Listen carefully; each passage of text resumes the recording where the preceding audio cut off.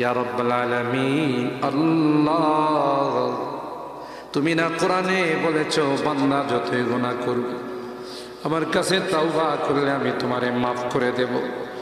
মনে বড় আশা নিয়ে আল্লাহ তোমার শাহী দরবারে ভিক্ষুকের মতো হাত বাড়াইলাম। তুমি যদি ক্ষমা না করো, কে আমাদেরকে ক্ষমা করবে? কে আমাদের মাফ করবে? ভিক্ষুকে একজনের কাছে ভিক্ষা না পেলে আরেকজনের কাছে পায়। এক দুয়ার থেকে বিতাড়িত হলে আরেক দুয়ারে যায়। তোমার দরবার থেকে যদি মাহরুম হয়ে যায়, বিতাড়িত হয়ে যায়,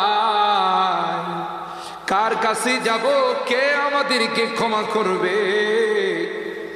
মালিক রে, কাঙ্গালের মতো হাত বাড়াইলাম, তাওবা করতেছি, আর জীবনে কোনোদিন নামাজ ছাড়ব না, আর জীবনে কোনো গুনাহ করব না,